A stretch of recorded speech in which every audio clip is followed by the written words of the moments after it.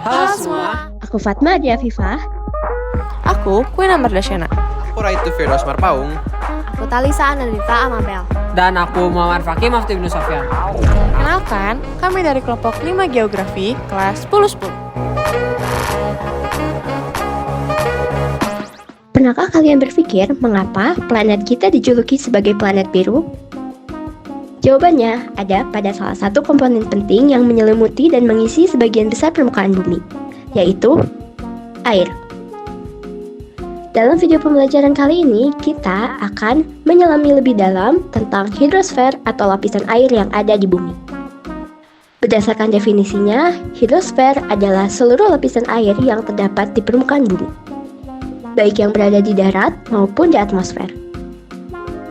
Kata hidrosfer sendiri berasal dari bahasa Yunani, yaitu hidro yang berarti air dan sfera yang berarti lapisan.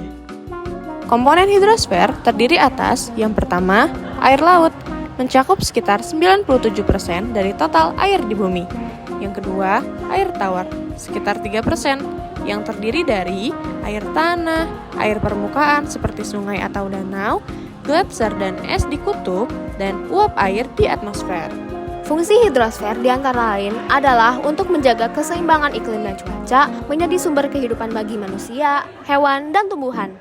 Selain itu, juga menjadi bagian dari siklus air dan mendukung kegiatan ekonomi seperti pertanian, perikanan, dan industri. Selanjutnya, gimana sih proses hidrologi itu? Mula-mula, air yang ada di laut, daratan, sungai, dan tanaman menguap ke atmosfer dan menjadi awan. Inilah yang disebut sebagai evaporasi. Lalu, uap air yang ada di atmosfer itu akan mengembun dan menjadi cair, atau yang disebut sebagai kondensasi, yaitu proses perubahan air dari gas menjadi cair. Jika sudah terlalu banyak yang diserap, sehingga awan merasa jenuh, dengan tetesan air akhirnya terjadilah presipitasi, atau yang kita kenal sebagai hujan. Tapi, tidak hanya hujan loh, bisa berupa salju atau bahkan embun beku. Nah, hujan yang turun, airnya ada yang mengisi sungai, danau, dan akhirnya ke lautan. Nah, lalu setelah itu, airnya kira-kira kemana ya? Tentu, airnya akan meresap ke dalam tanah melalui proses yang disebut infiltrasi. Lalu, apakah semua air itu meresap ke dalam tanah? Jawabannya tidak, sebab ada yang akan mengalir di permukaan bumi. Nah, air di permukaan inilah yang kemudian membentuk aliran sungai, danau, dan waduk. Proses ini disebut sebagai perkolasi.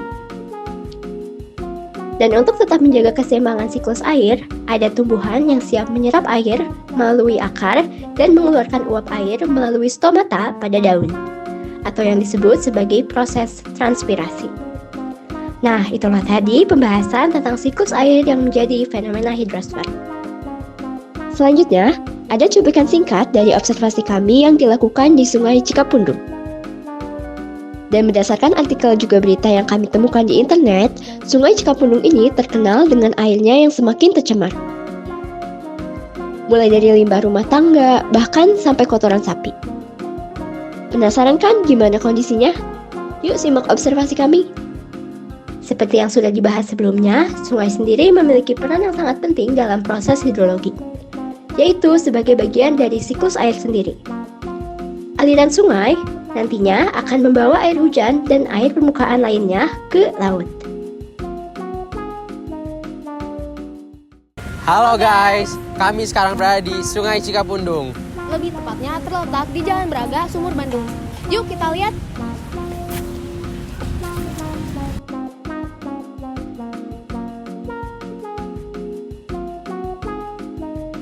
Oke, sekarang kita bakal observasi untuk Sungai Cikapundung ini.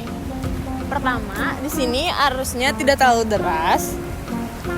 Dan di sini juga kondisi airnya itu cukup coklat karena kebetulan juga kemarin hari udah ada hujan deras. Terus untuk kondisi sampah-sampah di sekitar sungai ini emang tidak terlalu banyak sampah, tapi masih terdapat beberapa sampah yang mungkin diakibatkan oleh warga-warga di pemukiman sekitar sini. Sekarang kita cek kejernihan airnya yuk.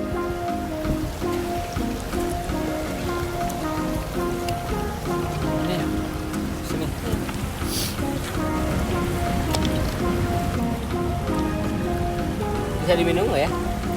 Kita cobain yuk. Coba ya.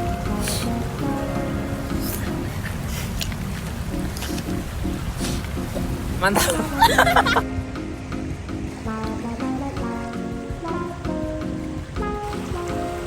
Karena di sekitaran sungai ini masih terdapat banyak sampah yang dapat menyebabkan pencemaran air sungai, Oleh karena itu, salah satu solusi yang dapat kita lakukan adalah berhenti untuk membuang sampah sembarangan.